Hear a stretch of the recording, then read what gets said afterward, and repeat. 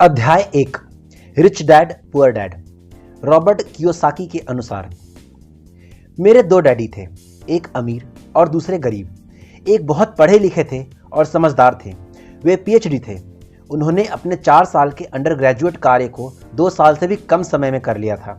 इसके बाद वे आगे पढ़ने के लिए Stanford university, university of Chicago तथा नॉर्थ वेस्टर्न यूनिवर्सिटी गए और यह सब उन्होंने पूरी तरह से स्कॉलरशिप के सहारे ही किया।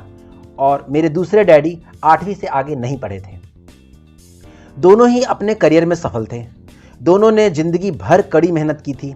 दोनों ने ही काफ़ी पैसा कमाया था, परंतु उनमें से एक पूरी जिंदगी पैसे के लिए परेशान होता रहा। दूसरा हवाई के सबसे अमीर व्यक्तियों में से एक बन गया था। एक के मरने पर उसके परिवार, चर्च और ज़रूरतमंदों को करोड़ों डॉलर की दौलत मिली। दूसरा अपने पीछे कर्ज छोड़ कर गया। मेरे दोनों डैडी इरादों के पक्के, चमत्कारी और प्रभावशाली थे। दोनों ने मुझे सलाह दी, परंतु उनकी सलाह एक सी नहीं थी। दोनों की शिक्षा पर बहुत जोर देते थे, परंतु उनके सुझाए गए पढ़ाई के विषय अलग अलग थे। अगर मेरे पास केवल एक ही डैडी होते तो मैं या उनकी सलाह मान लेता या फिर उसे ठुकरा देता। चूंकि सलाह देने वाले दो थे, इसलिए मेरे पास 2 विरोधाभासी विचार होते थे, एक अमीर आदमी का और दूसरा गरीब आदमी का।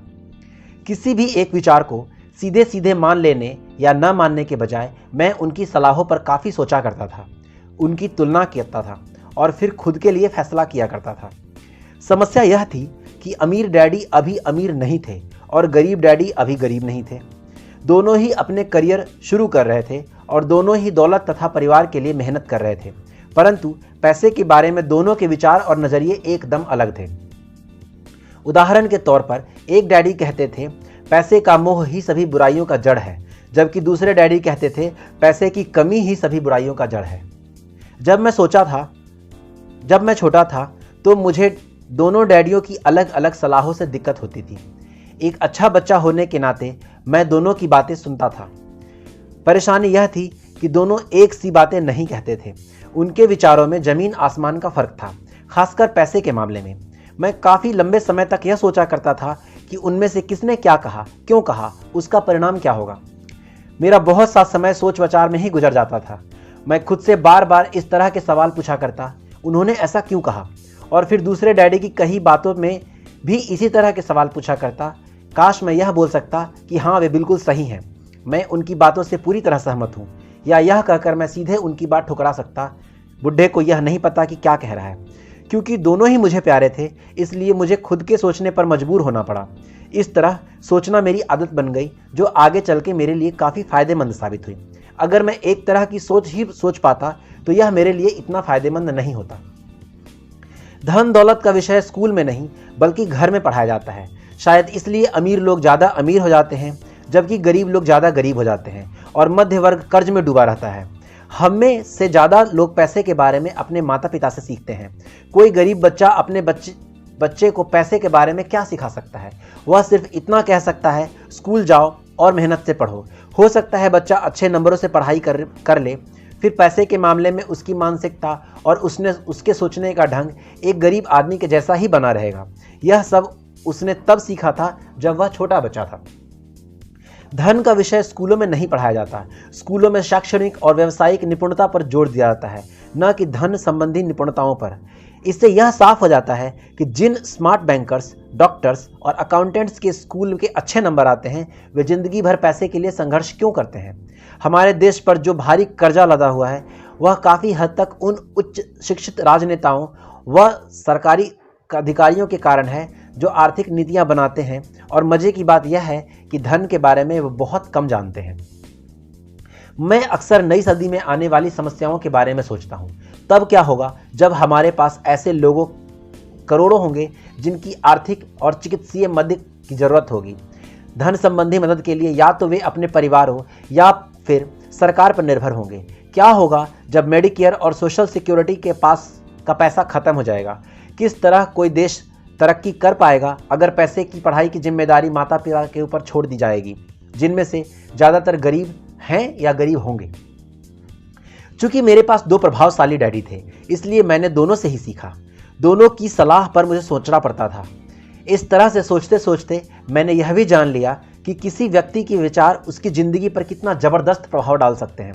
उदाहरण के तौर पर एक डैडी को कहने की आदत थी कि मैं इसे नहीं खरीद सकता, जबकि दूसरे डैडी इन शब्दों के इस्तेमाल से चिढ़ते थे। वो जोर देकर कहते थे कि मुझे इसके बजाय यह कहना चाहिए कि मैं इसे कैसे खरीद सकता हूँ। पहला वाक्य नकारात्मक है, दूसरा प्रश्नवाचक है। एक में बात खत्म हो जाती है, दूसरे में आप सोचने के लिए मजबूर हो जाते हैं। मेरे जल्दी ही अमीर बनने वाले डैडी ने मुझे समझाया कि जब हम कहते हैं कि मैं इसे नहीं खरीद सकता तो हमारा दिमाग काम करना बंद कर देता है। इसके बजाय जब हम यह सवाल पूछते हैं कि मैं इसे कैसे खरीद सकता हूँ तो हमारा दिमाग काम करने लगता है। उनका मतलब यह नहीं था कि आप जिस चीज़ पर दिल आ जाए उसे खरीद ही लें। वे लगभग दीवानगी की हर हद तक अपने दिमाग को कसरत करवाना चाहते थे, क्योंकि उनके ख्याल से दिमाग दुनिया का सबसे ताकतवर कंप्यूटर है। मेरा दिमाग हर रोज़ तेज होता है क्योंकि मैं इसकी कसरत करता रहता हूँ। यह जितना तेज होता जाता है मैं इसकी मदद से उतना ही ज़्यादा पैसा कमा सकता हूँ। उनका मानना था कि मैं इसे नहीं खरीद सकता कहना दिमागी आलस की पहचान है। हालांकि दोनों ही डैडी अपने काम में कड़ी मेहनत करते थे, परंतु मैंने देखा कि पैसे के मामले में एक डैडी की आदत थी कि वे अपने दिमाग को सुला देते थे और दूसरे डैडी अपने दिमाग को लगातार कसरत करवाते रहते थे। इसका दीर्घकालीन परिणाम यह हुआ कि एक डैडी आर्थिक रूप से बहुत अमीर होते चले गए, जबकि दूसरे डैडी लगातार कमज़ोर होते चले गए। इससे यह इस तरह से समझें कि एक व्यक्ति हर रोज़ कसरत करने के लिए जिम जाता है, जबकि दूसरा व्यक्ति अपने सोफे पर बैठकर टीवी देखता रहता है। शरीर की सही कसरत से आप ज़्यादा तंदुरुस्त हो जाते हैं और दिमाग की सही कसरत से आप ज़्यादा अमीर हो सकते हैं। आलस्य स्वास्थ्य और धन दोनों का नुकसान करता है। मेरे दोनों डैडियों की विचारधारा में जमीन आसमान का अंतर था। एक डैडी की सोच थी कि अमीरों को ज़्यादा टैक्स देना चाहिए ताकि बेचारे गरीबों को ज़्यादा फायदा मिल सके, जबकि दूसरे डैडी कहते थे टैक्स उन लोगों को सजा देता है जो उत्पादन करते हैं और उन लोगों को इनाम देता है जो उत्पादन नहीं करते। एक डैडी सिखाते थे मेहनत से पढ़ो ताकि तुम्हें किसी अच्छी कंपनी में जॉब मिल जाए, जबकि दूसरी डैडी की यह सीख थी मेहनत से पढ़ो ताकि तुम्हें किसी अच्छी कंपनी को खरीदने का मौका मिल जाए। एक डैडी कहते थे मैं इसलिए अमीर नहीं हूँ क्योंकि मुझे बाल बच्चों को पालना पड़ता है। दूसरे डैडी कहते हैं मैं इसलिए अमीर मुझे बनना है क्योंकि मुझे बाल बच्चों को पालना है। एक डैडी डिनर की टेबल पर पैसे और बिजनेस के बारे में बात करने के लिए हमेशा प्रोत्साहित करते थे, जबकि दूसरे डैडी भोजन करते समय पैसे की बातें करने से मना करते थे। एक का कहना था जहां पैसे का सवाल हो सुरक्षित कदम उठाओ, खतरा मत उठाओ। दूसरे का कहना था खतरों से सामना करना सीखो। एक का मानना था हमारा घर ही हमारा सबसे बड़ा निवेश और हमारी सबसे बड़ी संपत्ति है। दूसरे का मानना था मेरा घर मेरा दायित्व है और अगर आपका घर आपकी नज़र में आपका सबसे बड़ा निवेश है तो आप गलत हैं। दोनों ही डैडी अपने बिल समय पर चुकाते थे, परंतु उनमें से एक सबसे पहले अपने बिल चुकाते थे और दूसरा सबसे आखिर में। एक डैडी का मानना था कि कंपनी या सरकार को आपका ध्यान रखना चाहिए और एक डैडी का यह मानना था कि कंपनी या सरकार को आपका ध्यान रखना चाहिए और आपकी ज़रूरतों को पूरा करना चाहिए। वे हमेशा तनख्वाह में बढ़ोतरी, रिटायरमेंट योजनाओं, मेडिकल लाभ, बीमारी की छुट्टी, छुट्टियों के दिन और बाकी सुविधाओं के बारे में चिंतित रहते थे।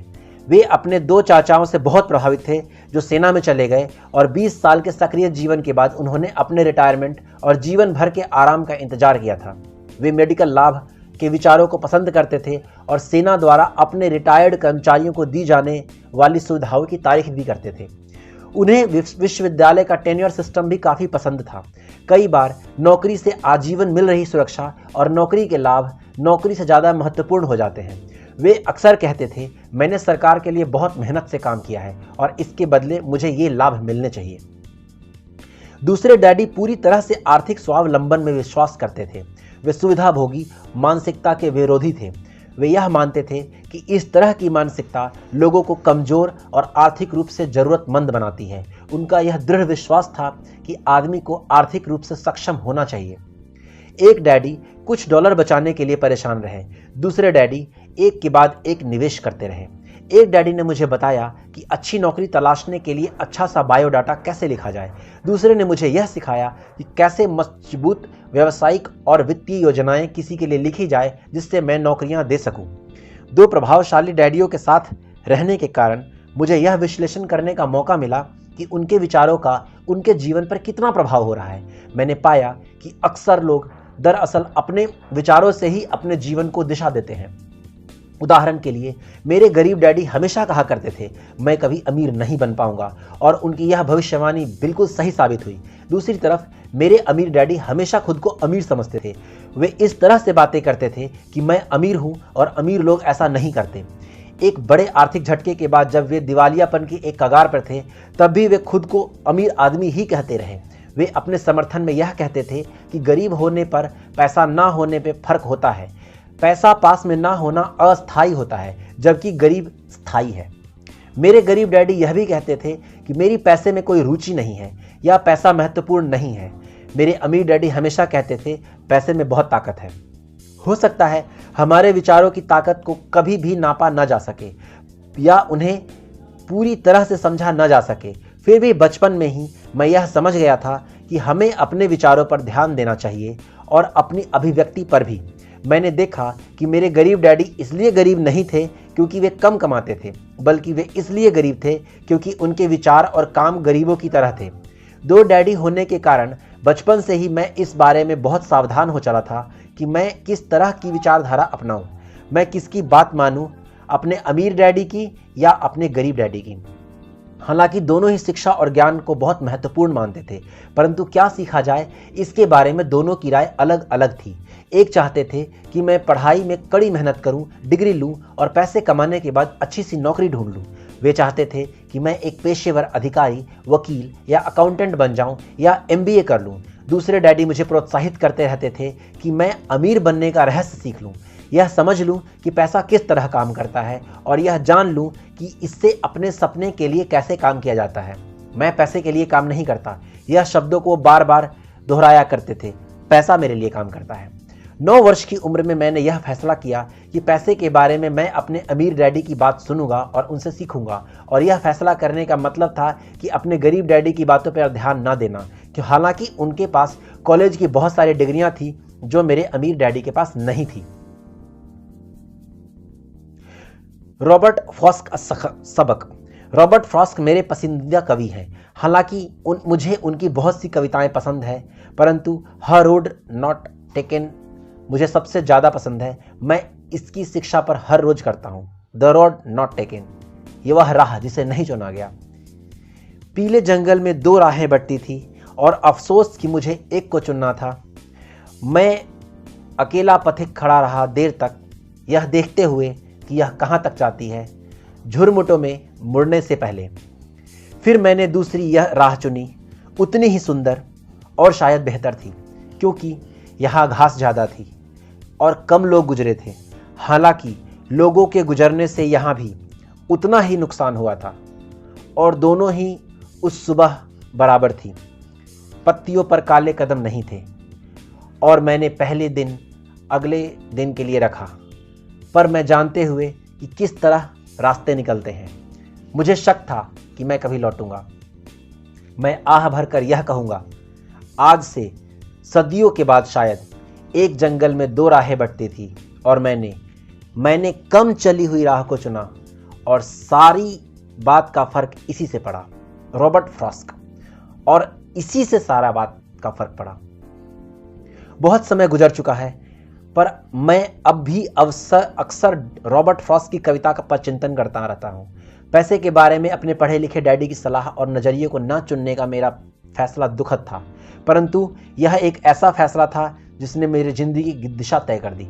एक बार मैंने यह फैसला कर लिया कि मुझे किसकी बात सुननी है, तो उसके बाद मेरी धन संबंधी शिक्षा शुरू हो गई। मेरे अमीर डैडी ने मुझे 30 साल से भी ज़्यादा समय तक सिखाया, जब तक कि मेरी उम्र 39 साल नहीं हो गई। इसके बाद उन्होंने सिखाना बंद कर दिया। उन्होंने यह देख लिया था कि मैं यह अब समझ चुका हूँ और वो मेरी मोटी बुद्धि में भरने की कोशिश कर रहे थे। पैसा एक ताकत की तरह है, परंतु इससे भी बड़ी ताकत है वित्तीय शिक्षा। पैसा तो आता जाता रहता है, परंतु अगर आप जानते हैं कि पैसा किस तरह काम करता है तो आप ज़्यादा ताकतवर हो जाते हैं और आप दौलत कमाना शुरू कर सकते हैं। केवल सकारात्मक चिंतन से समस्या हल नहीं हो सकती, क्योंकि ज़्यादातर लोग स्कूल में पढ़ते हैं और वे यहाँ कभी नहीं सीख पाते कि पैसा किस तरह काम करता है। इसलिए वे पैसे के लिए काम करने में अपनी सारी जिंदगी बर्बाद कर देते हैं। मेरी शिक्षा तब शुरू हुई थी जब मैं केवल 9 साल का था और इसी कारण मेरे अमीर डैडी ने मुझे जो पाठ पढ़ाए थे वे बहुत आसान थे और सारी बातों को छोड़कर विचार किया जाए तो उन्होंने मुझे 30 साल तक कुल 6 महत्वपूर्ण पाठ पढ़ाए। यह पुस्तक उन्हीं 6 महत्वपूर्ण पाठों के बारे में है और वे उतना ही आसान बनाने की कोशिश की गई है जितना कि मेरे अमीर डैडी ने उन्हें मेरे लिए आसान बनाया था। यह पाठ आपके लिए जवाब की तरह नहीं लिखे गए हैं बल्कि एक मार्गदर्शक की तरह लिखे गए हैं, ऐसे मार्गदर्शक जो ज़्यादा अमीर बनने में आपकी और आपके बच्चों की मदद करेंगे, चाहे बदलती हुई इस अनिश्चित दुनिया में